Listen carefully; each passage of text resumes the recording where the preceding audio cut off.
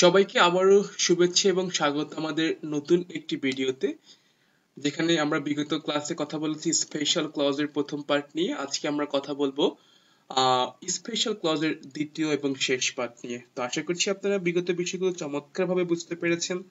কোনো প্রশ্ন থাকলে আপনারা কমেন্টসে জানাতে পারেন অথবা আপনারা ক্লাসে প্রশ্ন করতে পারেন। আমরা ইতিমধ্যে 4টা রুলস শিখেছি, আজকে আমরা 8 নম্বর রুলস থেকে জানবো। সবগুলো রুলস আজকে শিখে বলবো। দেখেন, আপনি যখন কাউকে বিনয়ের সহিত অনুরোধ করবেন যে যদি আপনি কিছু মনে না করেন আমাকে এক গ্লাস পানি দিবেন, এই যে দেখেন, যখন কাউকে বিনয়ের সহিত অনুরোধ করা হয় আমরা তখন উড ইউ মাইন্ড ব্যবহার করতে পারি।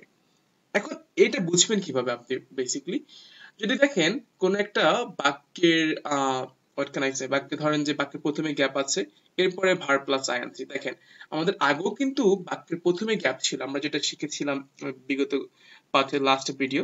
বাক্যের প্রথমে গ্যাপ ছিল এবং শেষে কোশ্চেন মার্ক ছিল। এখানেও বাক্যের প্রথমে গ্যাপ থাকবে এবং শেষে কোশ্চেন মার্ক থাকবে, বাট পার্থক্যটা হচ্ছে আগে আমাদের গ্যাপের পরে সাবজেক্ট ছিল, রাইট? কিন্তু এখানে গ্যাপের পরে কি থাকবে? ভার প্লাস আইএনজি থাকবে। কি থাকবে বলেন তো? ভার প্লাস আইএনজি থাকবে। তো তখন হচ্ছে আমাদের উড ইউ মাইন্ডও হতে পারে, আবার ওয়াটস ইট লাইকও হতে পারে। এখন প্রশ্ন হচ্ছে তাহলে উড ইউ মাইন্ড কখন হবে, ওয়াটস ইট লাইক কখন হবে? তো যেমনটা আমরা বললাম যে বাক্যের প্রথমে গ্যাপ থাকবে এবং শেষে কোশ্চেন মার্ক। এখন এই যে ঠিক আপনার ওই গ্যাপের পরে ভার প্লাস আইএনজি আছে, উড ইউ মাইন্ডও হতে পারে, ওয়াটস ইট লাইকও হতে পারে। চলুন দেখি কখন কোনটা হবে। দেখেন, উড ইউ মাইন্ড যদি আপনি কাউকে পোলাইটলি রিকোয়েস্ট করেন যে আমাকে এক গ্লাস পানি দিবে, আমাকে একটি বই দিবে, আমাকে একটি কলম দিবে, তখন আপনি উড ইউ মাইন্ড ব্যবহার করবেন। আর যদি কোনো একটা ফিলিংস, আপনি একটা জিনিস ঘটে গিয়েছে, আপনি তার ফিলিংসটা জানতে চাচ্ছেন যে জিনিসটা কেমন ছিল, তোমার কাছে অনুভূতি কেমন ছিল, লাইক তুমি তো পরীক্ষায় ফেল করছো, এখন বলো তোমার অনুভূতি কেমন, চমৎকার নাকি ভয়াবহ। এটা একটা অনুভূতি জানতে চাইলে হচ্ছে আমরা ওয়াটস ইট লাইকটা ব্যবহার করব। সেখানে দেখতে পাচ্ছেন যে দেওয়া আছে এখানে বাক্যের প্রথমে গ্যাপ দেওয়া আছে এবং শেষে কোশ্চেন মার্ক দেওয়া আছে, রাইট? এখানে এবং বাক্যের গ্যাপের পরে ভার প্লাস আই আনতে, তাহলে উড ইউ মাইন্ড হতে পারে, হোয়াটস ইট লাইক হতে পারে। এখন দেখেন, walking alone through a forest মানে কি? বনের মধ্যে একাকী হাঁটা। এটা তো কাউকে রিকোয়েস্ট করা না, রাইট? এটা একটা ফিলিংস সে বলতেছে। বনের মধ্যে একাকী হাঁটা, I never faced such a situation, আমি কখনোই এমন কিছুর মুখোমুখি হয়নি। তো একটা ফিলিংস বলছে, তো দ্যাটস এখানে আমরা কি ব্যবহার করব? উড ইউ মাইন্ড ব্যবহার না করে আমরা এখানে হোয়াটস ইট লাইক ব্যবহার করব। কেন? একটা ফিলিংস সে শেয়ার করছে। এরপর বলছে যে watching the film with me মানে কি? দেখো, বলতেছে যে আমার যেহেতু এই সাধারণত দেখবেন আপনি রিকোয়েস্টটা বুঝবেন কিভাবে? পোলাইটলি যে with me, with him, with them এমন থাকে। অর্থাৎ তুমি কি একটা ছবি দেখবে আমার সাথে? সে হচ্ছে যে কি বলছে? রিকোয়েস্ট করছে যে watching the film with me. তাহলে আপনি এখানে কি ব্যবহার করবেন? উড ইউ মাইন্ড ব্যবহার করবেন। ওকে, এরপর দেখেন টেকিং টি উইথ মি। দেখেন উইথ মি আছে এখানে, মানে আমার সাথে একটা চা পান করবে, তাহলে আমরা এখানে কি ব্যবহার করব? উড ইউ মাইন্ড ব্যবহার করব। তো খুবই সহজ ভাষায় যদি হচ্ছে আপনি কাউকে পোলাইটলি রিকোয়েস্ট করেন, উড ইউ মাইন্ড, অর্থাৎ কি দেখবেন যে বাক্যের প্রথমে গ্যাপ, শেষে কোশ্চেন মার্ক এবং ভার প্লাস আইএনজি হলে উড ইউ মাইন্ড, এবং হোয়াটস ইট লাইক পোলাইট রিকোয়েস্ট করলে উড ইউ মাইন্ড, কারণ অনুভূতি জানতে চাইলে হচ্ছে আমরা হোয়াটস ইট লাইকটা ব্যবহার করব। ওয়েল, আই থিঙ্ক আপনি বুঝতে পেরেছেন। এরপর আমরা জানছি যে as soon as মানে হচ্ছে কি? যে মাত্রই বা যখনই বা সাথে সাথে। আমরা বলি না যে তাকে দেখা মাত্রই, তাকে দেখার সাথে সাথেই মানে কি বলা যায় যে আমি তাকে কল করেছিলাম, মানে কি? as soon as I saw her I called him। এই যে কোনো কিছু দেখা মাত্রই সাথে সাথে বোঝালে হচ্ছে আমরা as soon as ব্যবহার করব। কিন্তু আপনি এটা টেকনিক্যালি মনে রাখবেন কিভাবে? সাধারণত এখানে দুটো বাক্য থাকে এবং মোস্ট অফ দ্য কেস এই দুটো বাক্য একই টেন্স। তো যখন দেখবেন দুটো বাক্য আছে কিনা এবং দুটো বাক্যই একই টেন্সে আছে কিনা, মোস্ট অফ দ্য কেসে ভার্ব টু হয়, তখন আমরা as soon as ব্যবহার করব। Like the tennis match restarted, the train had stopped। তাহলে দেখেন এখানে restarted আবার stopped আছে, ভার্ব টু, তাহলে আমরা এখানে as soon as ব্যবহার করব। এরপর as his brother met with an accident he needs to go with the hospital, যদি দেখেন কোথাও কোথাও পসিবল আছে তখনও আমাদের as soon as হয়ে যাবে, as soon as possible।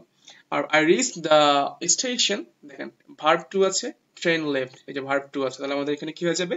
as soon as হয়ে যাবে।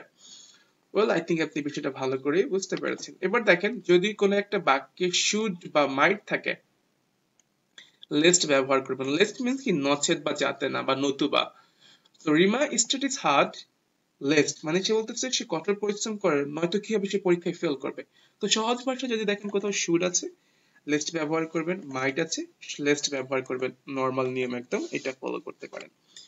এবার দেখেন যদি কোথাও হচ্ছে যে দেখেন গ্যাপের আগে ভার্ব ওয়ান এবং গ্যাপের পরে ভার্ব টু, বুঝছেন, গ্যাপের পূর্বে ভার্ব ওয়ান, গ্যাপের পরে ভার্ব টু, অথবা গ্যাপের পূর্বে ভার্ব টু এবং গ্যাপের পরে হ্যাড প্লাস ভার্ব থ্রি, তখন অ্যাজ ইফ বা অ্যাজ দ্য হবে। সো অ্যাজ ইফ বা অ্যাজ দ্য মানে যেন, সবচেয়ে কমন যে দুটো বাক্য থাকে দেখবেন এগুলো ঘুরে ফিরে আসে, এটা আমাদের কমপ্লিটিং সেন্টেন্সও কাজে লাগবে।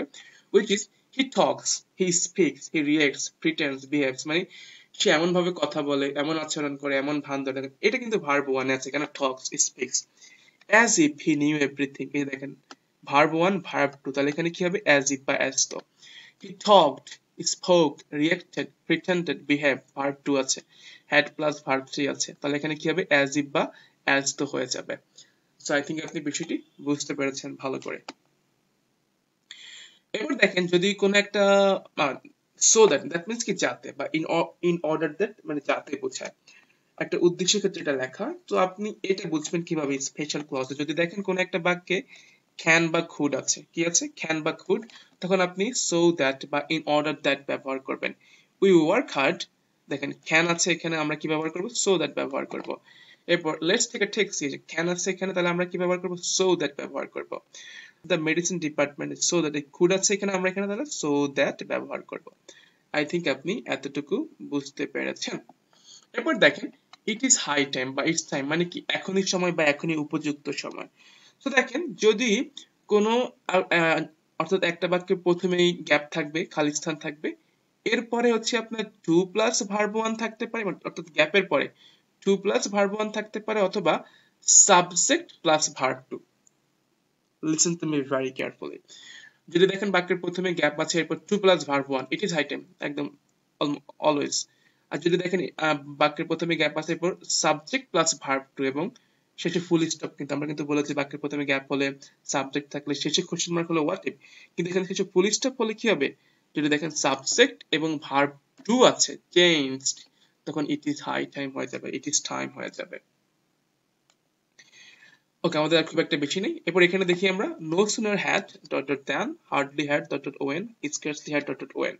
তো এখানে আমি একটু সংক্ষেপে বলে দিই। দেখেন ওই যে আমরা যেটা বলেছিলাম, দ্যানের পরে ভার্ব ওয়ান থাকলে উড রেদার, এখন অনেকেই বলে দ্যান থাকলে উড রেদার, কিন্তু যদি দেখেন দ্যানের পরে ভার্ব টু আছে, তখন কিন্তু হচ্ছে যে কি হয়ে যাবে, এটা যে কোনো একটা যেটা আপনার অপশনে থাকে, বাট মোস্ট অফ দ্য কেসে নো সুনার হ্যাডই থাকে, এটাই থাকে বেশি। তো দ্যানের পরে ভার্ব টু হলে অবশ্যই নো সুনার হ্যাড হবে। No sooner had I reached the station than train left, এখানে যে verb to then, এরপর when এই যে started, তাহলে এখানে কি হবে, no sooner had হবে। তো most of the case no sooner had টাই ব্যবহার করা হয়।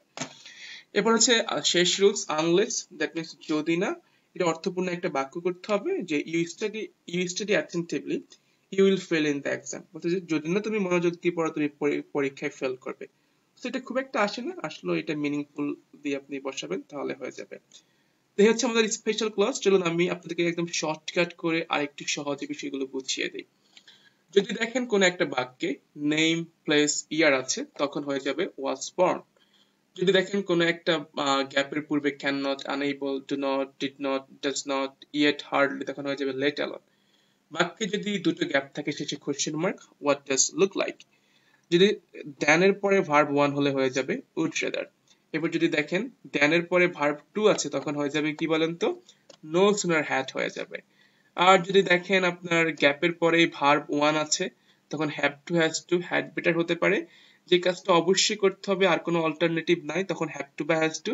আরেকটা হচ্ছে কি লেস ইম্পর্টেন্ট বা অ্যাডভাইস দিচ্ছেন, করলে করবেন না করলে নাই, তখন আমরা হ্যাড বেটার ইউজ করব। এরপর যদি দেখেন বাক্যের প্রথমে গ্যাপ, এরপরে ভার্ব আছে, এখানে দেয়ারও হতে পারে, ইটও হতে পারে। সো যদি নাউন থাকে তাহলে দেয়ার হবে, নাউন না থাকলে ইট ব্যবহার করা হবে। এরপর বাক্যে শুড বা মাইট থাকলে হচ্ছে আমরা লেস্ট ব্যবহার করব। আর যদি গ্যাপের আগে এবং পরে একই টেন্স থাকে, verb one, verb one, verb two, verb two, তখন হচ্ছে আমরা অ্যাজ সুন অ্যাজ ব্যবহার করব এখানে। এরপর দেখেন যদি হচ্ছে আপনার কি বলা যায়, যদি দেখেন বাক্যের প্রথমে গ্যাপ আছে, শেষে কোশ্চেন মার্ক, এবং হচ্ছে আপনার কি আছে ভার্ব প্লাস আইএনজি দিয়ে বাক্য হয়েছে, তখন কি হবে বলেন তো, তখন হচ্ছে উড ইউ মাইন্ডও হতে পারে, হোয়াটস ইট লাইকও হতে পারে। কাউকে পোলাইট রিকোয়েস্ট করলে উড ইউ মাইন্ড হবে, আর একটা ফিলিংস জানতে চাইলে তখন আমরা হোয়াটস ইট লাইক ব্যবহার করব। এখন এই জায়গাটা একটু দেখেন, ওই যে আমরা দেখেছিলাম হোয়াট ডাজ লুক লাইক, বাক্যে দুটো গ্যাপ এবং হচ্ছে শেষে কোয়েশ্চেন মার্ক, তখন হোয়াট ডাজ লুক লাইক। কিন্তু এটা হোয়াটস ইট লাইকটা যদি বাক্যে দুটো গ্যাপ হয় এবং শেষে কোয়েশ্চেন মার্ক, হোয়াটস ইট লাইকও হতে পারে যদি অপশনে দেওয়া থাকে। তাহলে এখন কখন কোনটা হবে এটা দেখেন। যদি হচ্ছে আপনার ভিজিবল, অর্থাৎ যেই জিনিসটা বলছে যে what does an elephant look like, elephant কিন্তু দেখা যায়, ধরা যায়, ছোঁয়া যায়। যেটা ভিজিবল, যে ভিজিবল ধরা ছোঁয়া যায়, ওইটা হবে হোয়াট ডাজ লুক লাইক। আর একটা ফিলিংস জানতে চাইলে what does what can I say the journey of aeroplane look like, তখন হয়ে যাবে কি হোয়াটস ইট লাইক হবে। আপনি একটা ফিলিংস, আপনার যে প্লেনের যে জার্নি, এটা আপনাকে অনুভব করতে হয়, আপনি কাউকে বলছেন, আপনাকে একটা ফিলিংস বলতে হয়, তখন হয়ে যাবে কি হোয়াটস ইট লাইক। অর্থাৎ অদৃশ্য হলে হোয়াটস ইট লাইক, আর দৃশ্যমান হলে হোয়াট ডাজ লুক লাইক হবে। আর যদি দেখেন কোনো একটা বাক্যের প্রথমে গ্যাপ আছে, এরপর শেষে কোশ্চেন মার্ক, সাবজেক্ট দিয়ে শুরু হচ্ছে, হোয়াট ইফ হয়ে যাবে। যদি দেখেন গ্যাপের আগে ভার্ব 1 পরে ভার্ব 2, অথবা গ্যাপের পূর্বে ভার্ব 2 পরে হ্যাড প্লাস ভার্ব 3, তখন হয়ে যাবে অ্যাজ ইফ বা অ্যাজ দো। আর যদি দেখেন বাক্যের প্রথমে গ্যাপ আছে, এরপর সাবজেক্ট প্লাস ভার্ব 2 অথবা 2 প্লাস ভার্ব 1, তখন হয়ে যাবে ইট ইজ হাই টাইম বা ইটস টাইম। আর যদি দেখেন যে দেন এর পরে ভার্ব 2, তখন এটা তো বললাম নো সুনার হ্যাড হবে। আর বাক্যে ক্যান বা কুড থাকলে হচ্ছে যে সো দ্যাট বা ইন অর্ডার দ্যাট হবে। So yeah, that's all. I think আপনি বিষয়টা খুব চমৎকার ভাবে বুঝতে পেরেছেন। কোনো প্রশ্ন থাকলে আপনি আমাকে জানাতে পারেন, আমি চেষ্টা করবো আপনার অ্যান্সারটা দেওয়ার। সবাইকে ধন্যবাদ যুক্ত হওয়ার জন্য। দেখা হচ্ছে পরবর্তী ভিডিওতে। আসসালামু আলাইকুম ওয়া রাহমাতুল্লাহ।